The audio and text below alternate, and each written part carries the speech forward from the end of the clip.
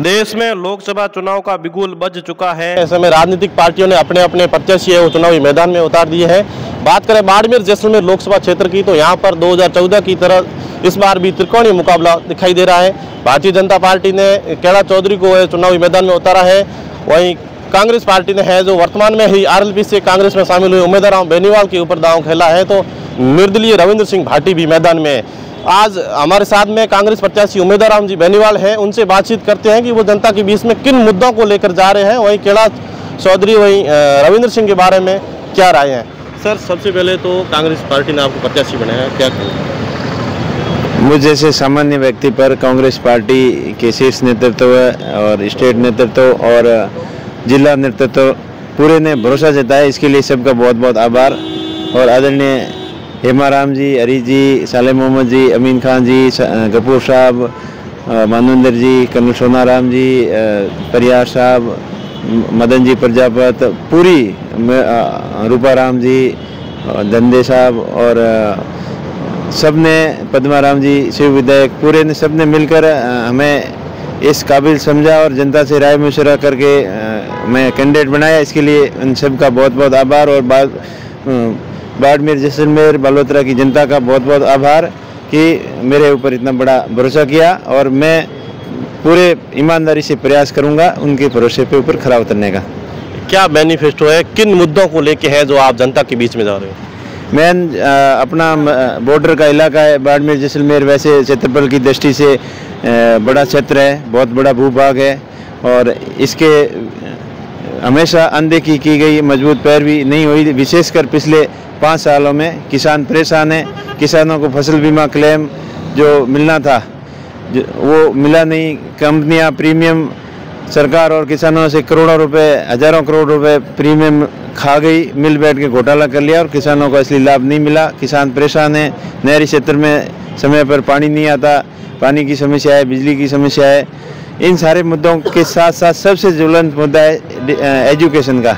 Education की दृष्टि से बाड़मेर जैसलमेर बालोतरा पहले से ही बहुत पिछड़ा रहा है। अभी भी विशेषकर माइनॉरिटी और SC ST के लोगों के अंदर एजुकेशन की बहुत ज़्यादा कमी है, तो उनको मजबूत इरादों के साथ में सुदृढ़ करने का पूरा प्रयास करेंगे। आपके सामने है जो केंद्रीय कृषि राज्य मंत्री कैला चौधरी है, कितनी चुनौती मानते हैं उनको? कोई चुनौती है ही नहीं। जनता ने उन्हें स्वीकार नहीं किया क्योंकि पिछले 5 साल बहुत ही निराशाजनक रहे। बहुत बड़े मुद्दे थे जो जैसलमेर बाड़मेर गुजरात डायरेक्ट नई रेलवे बाबर रेलवे लाइन का जो मुद्दा था, परियोजना बनी थी, इससे पिछले कार्यकाल में 5000 करोड़ बजट भी स्वीकृत किया, लेकिन इनकी पैरवी नहीं करने की वजह से वो प्रोजेक्ट भी खट्टाई के अंदर गया। और जो रेलवे से जोड़ना था, जैसलमेर टूरिस्ट हब है, तो टूरिस्ट केंद्र बनाने की जो बातें कर रहे थे बड़ी बड़ी, इसको और ज़्यादा प्रोत्साहन देने की, लेकिन उन्होंने कुछ खास इस तरह ध्यान नहीं दिया। पर्यटन उद्योग के रूप में जैसलमेर को विकसित कर सकते थे, लेकिन यह सबसे बड़ी सुविधाओं की कमी है। फ्लाइट्स की वो भी टाइम से नहीं है। रेल की सबसे बड़ी कमी है। बड़े मेट्रो शहरों को सीधा जोड़ने का जो प्रोजेक्ट था वो तो खट्टाई के साथ नए जो रेलें शुरू की थी वो भी बंद कर दी है। तो जैसलमेर के लोगों को सबसे ज़्यादा परेशानी है। और वैसे ही बाड़मेर के अंदर एयरपोर्ट का वादा किया था वो भी पूरा नहीं हुआ, काम भी शुरू नहीं हुआ। और उनसे बहुत बड़ी उम्मीद थी कि बाड़मेर जैसलमेर के डेवलपमेंट की केंद्रीय मंत्री होते हुए जो नहरों को जोड़ने की बात कर रहे थे और माई परियोजना के तहत नई नहर जैसलमेर बाड़मेर और जालोर के लिए नई एक परियोजना की ये बातें भी कर रहे थे। माई जल समझौता हुआ था इनका आज से 20-25 साल पहले, तो उस समझौते में गुजरात सरकार को अपने खर्चे पर राजस्थान को राजस्थान के हिस्से का पानी नहर बना के देने का था, लेकिन उसके ऊपर अभी तक कोई काम नहीं हुआ। ऐसे कई वादे थे जिसके ऊपर काम नहीं होने से लोगों के अंदर बहुत ज़्यादा निराशा है। एक बाजरा अनुसंधान केंद्र की ये बात तो जरूर कर रहे थे, लेकिन वहाँ एक खाली पत्थर लगा के गए, वो भी आजकल गायब है, वहाँ है नहीं। इस टोटल कुल मिलाकर पूरी जनता निराश है और इनके कार्यकाल से संतुष्ट नहीं है। क्या लगता है भाजपा और कांग्रेस दोनों ने है जो एक जाट समाज को दोनों तरफ से टिकट दिया गया है, वही 2014 में भी है जो एक राजपूत सामने निर्दलीय था, 2 जाट थे। उस समय जो जाट समाज है वो एक हो गया था, वहीं एक कैंडिडेट को साथ मिलकर जीता था। क्या लगता है इस बार भी जाट समाज है जो एक होगा? देखिए, पार्टी की विचारधारा होती है अलग अलग लोगों की, वो तो अब चुनाव के वक्त ही पता चलेगा क्या होगा क्या नहीं होगा। लेकिन केंद्रीय जो पार्टी के केंद्रीय नेतृत्व ने, मैं तो मेरे बारे में बताऊंगा, कांग्रेस पार्टी के बारे में बताऊंगा, जो निर्णय लिया है सबसे राय मशवरा करके, विचार विमर्श करके, सबकी भावनाओं के अनुसार ये निर्णय लिया और सही निर्णय है। और मैं बाड़मेर जैसलमेर की बालोतरा की जनता से यही अपील करूंगा कि मैं आपके विश्वास के ऊपर खरा उतरूंगा और मुझे पूरा आशीर्वाद प्रदान करावें। रविंद्र सिंह भाटी है वो, उन्होंने सर्व समाज मीटिंग बुलाने के बाद ही उन्होंने निर्दलीय चुनाव लड़ने की जो घोषणा कर दी है, उनको कितनी चुनौती मानते हो आपको?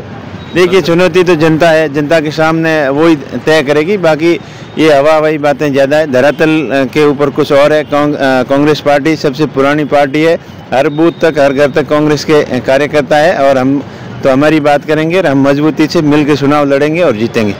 बात करें ओरण की, तो बाड़मेर जैसलमेर दोनों जिलों में ओरण को राजस्व रिकॉर्ड में दर्ज करवाने के लिए पिछले कई समय से टीम ओरण है जो संघर्ष कर रही है, वोटों का बहिष्कार कर रहे हैं। तो लोकतंत्र का महापर्व आ रहा है, ऐसे में तो टीम ओरण द्वारा है वोटों का बहिष्कार किया जा रहा है। तो आपका उनको लेकर क्या रहेगा, ओरण को लेकर? देखिए, ओरण का संरक्षण होना चाहिए, हम तो उसके बचाव के पक्ष में हैं, क्योंकि वो सदियों से अपने पूर्वजों की दूरगामी सोच थी। उन्होंने खाली अपना ही नहीं सोचा, अपने साथ साथ पशु पक्षियों का सबका सोचा है। मवेशियों के लिए ओरण बहुत ही जरूरी है, पर्यावरण के लिए जरूरी है और उनकी संरक्षण के लिए हम पूरा प्रयत्न करेंगे। उनकी बात करें स्वर्ण वर्ग की, तो ईडब्ल्यूएस सरलीकरण को लेकर काफ़ी समय से संघर्ष कर रहा है। ईडब्ल्यूएस सरलीकरण को लेकर आपका क्या कदम रहेगा?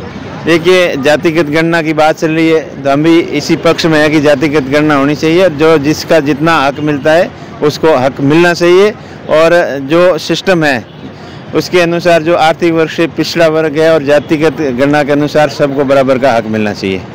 अगर आप बाड़मेर जैसलमेर से चुनाव जीत कर जाते हैं तो जैसलमेर के लिए क्या सौगातें रहेंगी विशेष तौर पर? जैसलमेर के लिए सबसे पहला हमारा ये टारगेट रहेगा कि जैसलमेर के अंदर जो ये रेल प्रोजेक्ट लंबे समय से अटका पड़ा है, जैसलमेर बाड़मेर भाबर रेल परियोजना का, इसको मजबूती से पैरवी करेंगे और इसको शुरू करवाएंगे। इसके साथ साथ जैसलमेर के अंदर नए उद्योग कैसे लगें, या सीमेंट की फैक्ट्रियां लग सकती है। इसके साथ सोलर एंड विंड के जो आजकल हाइब्रिड के पार्क लग रहे हैं उनके अंदर और गति लाएंगे और जैसलमेर के स्थानीय युवाओं को इन कंपनियों के अंदर रोजगार दिलाने में और काम दिलाने में पूरी 100% पैरवी करेंगे। लोकसभा चुनाव में त्रिकोणीय मुकाबले में आप अपने आप को कहाँ मानते हो?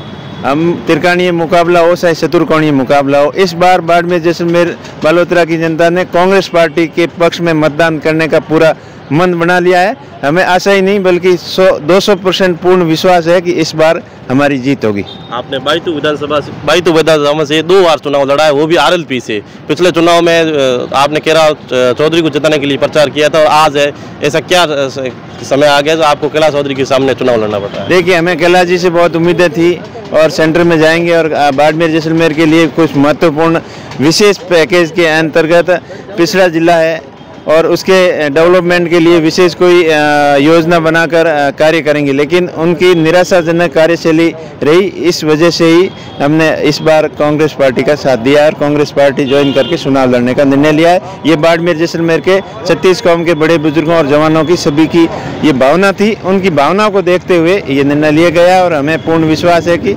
जनता हमारे विश्वास पर खरा उतरेगी और हम जनता की उम्मीदों पर खरा उतरने का पूरा प्रयत्न करेंगे। तो ये थे कांग्रेस प्रत्याशी उम्मीदवार राम बेनीवाल, जिन्होंने सीधे तौर पर कहा है कि अगर कांग्रेस सरकार आती है तो शिक्षा, चिकित्सा व रोजगार के क्षेत्र में काम करेंगे। वहीं आने वाले 26 तारीख को पता चल जाएगा कि जनता किस और मतदान करती है और किसको विजयी बनाती है। कैमूर सिंह राठौड़।